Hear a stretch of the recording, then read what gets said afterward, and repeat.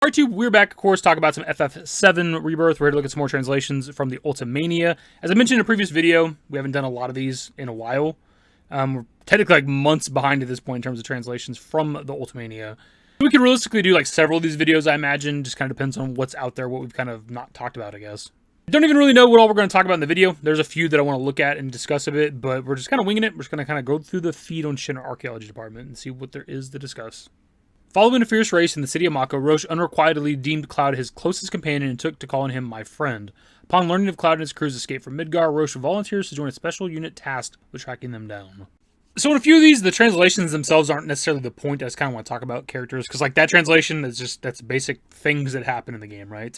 The character of Roche, though, I really like him. I liked him in Remake. You get a little bit of him with Episode Intermission, and then you get even more of him with Rebirth, right?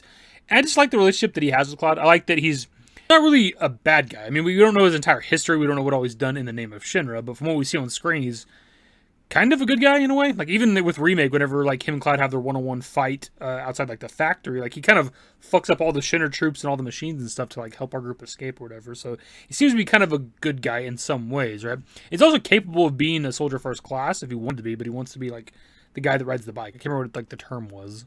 It's kind of friendly rivalry that he has with Cloud, where he wants to like beat him, and then they fight again in Rebirth, and he can't beat him, so he wants to be enhanced with Hojo or whatever. Like, and then he obviously ends up with the degradation and him becoming one of the Black Cloak figures or whatever. Like, it's pretty sad in a lot of ways. It's one of the more kind of sad character arcs, I would say, so far in the Remake trilogy. It didn't get like emotional, didn't cry or anything, because we don't have like a ton of attachment to Roche. But it's kind of sad to see that guy go through that. Like, somebody that was so eccentric and over the top to what he is now.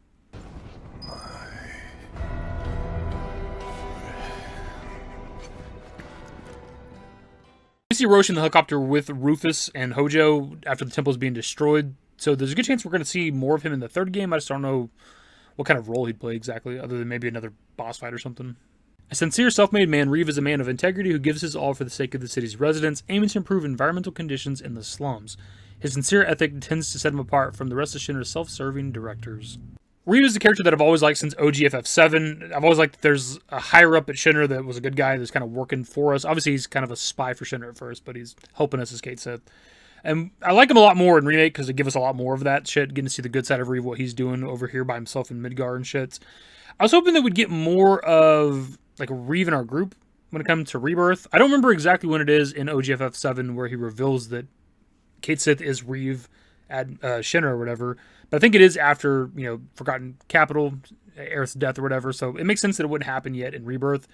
But I just kind of want that. I want more of Reeve in our group, because we don't get that in OGFF7, and we get it in Dirge. We do interact with like actual Reeve and Dirge as like Vincent, and I don't know all about Dirge, so I don't know if any of the other party members really interact with the actual Reeve when it comes to that game. It's just kind of on the list of like the things that I want from the Remake trilogy. You know, I want more of Genova, more of the Ancients, and I want, you know, our group to actually interact with Reeve himself, the, you know, person behind Kate Sith. Also, just in general, I want more of the character of Reeve, like his story, his backstory, like what all he's been through in his life. Not just kind of pick up with him in FF7, right, where he's at, but what happened beforehand? It's something I don't know if we ever really knew. And also, like, how does he have this ability he has? Right, he's an Inspire where he can breathe life into inanimate objects, but like, fucking how? How do you have that ability? You just like seem like a regular normal dude. Where did you get that magic, I guess? There's magic in the world of FF7, but it's within materia, right? Besides like Aerith, who is like obviously the last of the Cetra. Like, it makes sense why she'd have magic. Like, why do you have this ability? Like, how do you have that ability? It's weird. It's something they don't ever like really explain or explore enough when it comes to FF7. Like, I want to know that shit. The sudden Sephiroth apparitions in FF7 Rebirth speak meaningfully yet manipulative messages that never fail to leave Cloud shaken.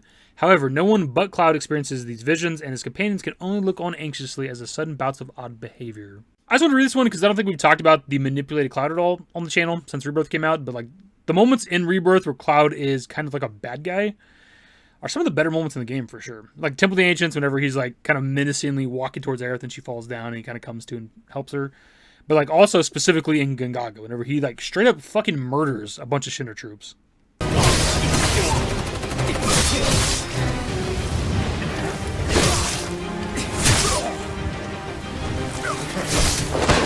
That last moment in particular, like all the Evil Cloud moments are pretty good in their own ways, but the Gongaga scene, but specifically that last bit where he catches the dude midair with the sword, that shit was crazy, bro. They handled that shit so fucking good. I know prior to Rebirth, people had like theories of us fighting an evil manipulated Cloud at the end of the game. That obviously did not happen, which I did a video talking about that. I said it wasn't going to happen. That doesn't mean it won't happen in the third game. I guess that is possible because they do still kind of show an evil-ish Cloud with at the end of the game with the black materia, puts it in the sword or whatever. It's probably going to be more of that, I would say. Obviously, it's going to be like that up until he gets the truth revealed to him, his actual past and history and who he is and all that other stuff. So we'll probably still have some more evil Cloud, which I'm very much looking forward to. I wonder if they're going to go even further than this because we watch him. I mean, there's Shinra troops, they're attacking him, so in a way, kind of defending himself, but also he is murdering those people. Aerith's first love, Zack feels a reciprocal fondness for the young woman and previously built a brief but intimate relationship with her walking the city and selling flowers she raised. He found a kindred spirit in Cloud as well, becoming fast friends over their country roots. Addled as he is with Mako poisoning, unable even to speak or walk, Zack refuses to abandon Cloud. Pursued by Shinra, Zack risks his life to return to Midgar so he can reunite with Aerith. When it comes to the channel, we tend to read anything Zack related if we can, and their relationship is something I want more of. It doesn't necessarily have to be within the remake trilogy, because obviously she's dead, and he's probably dead as well when it comes to like where we're at right now going into the third game.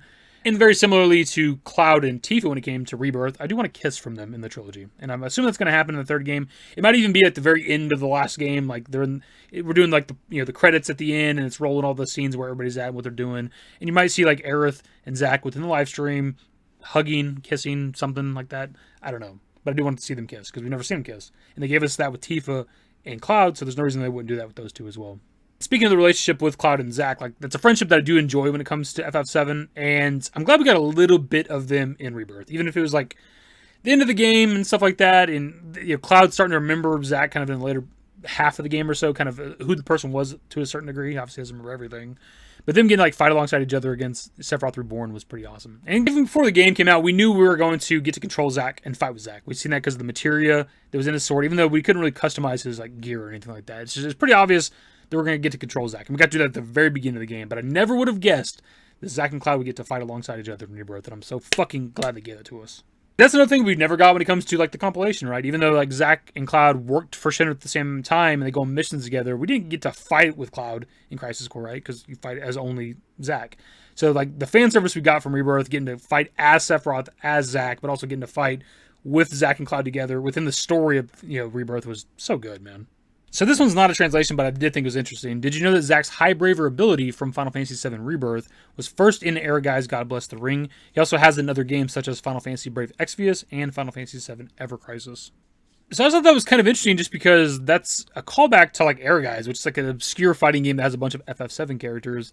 It was obviously in Brave Exvius, but Brave Exvius, I don't know when they introduced Zack and him having that ability in the game, but the fact that like, more modern FF7 stuff is calling back to like an original move from that fighting game is pretty interesting, but also it's something I've talked about on the channel before. When we talked about Vincent and how Square Enix might handle him, I talked about how there's not really a lot of like moves to pull from OGFF7, right? Because we've seen them do like with Cloud, for example, like Braver was a limit break in OGFF7, and it's just like a regular move for him when it comes to remake, right?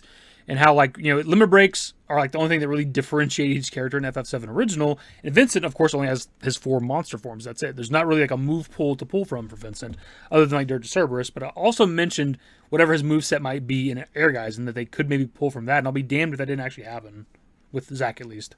Kind of cool because it was just a random idea I had when making that video of where they can maybe get some Vincent moves from. And now that we know that Zack in Rebirth has a move that originates from Ehrgei's, there's a decent chance you could see some of Vincent's Ehrgei's attacks or something appear in maybe Ever Crisis, but also in the third remake game.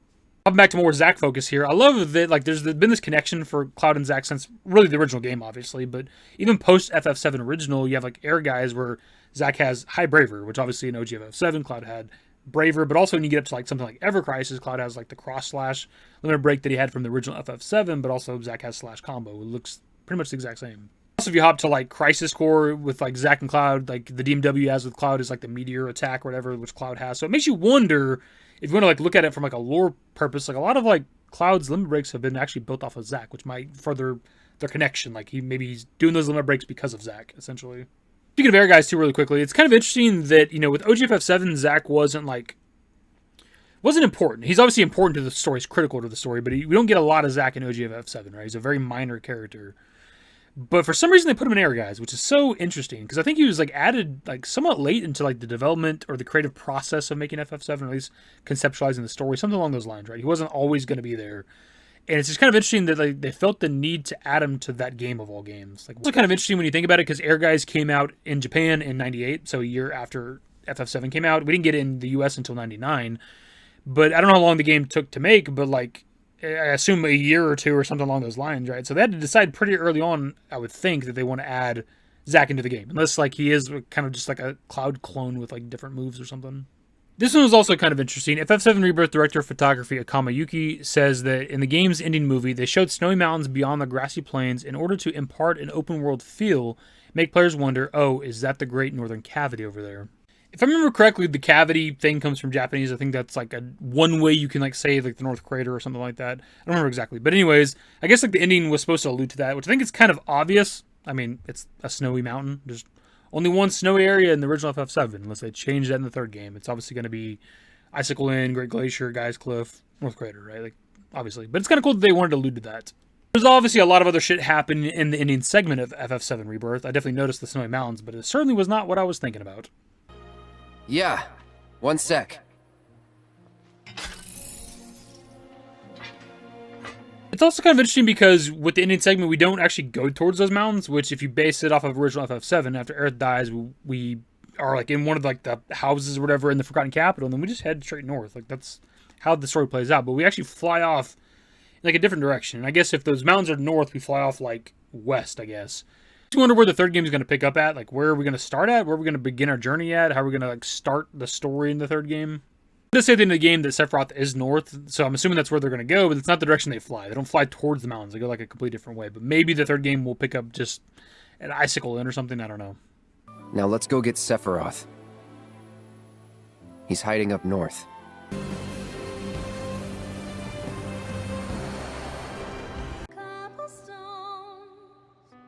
So unless that was some sort of mistake, it almost seems like they'd be doing something prior to actually going north after Sephiroth. I don't know.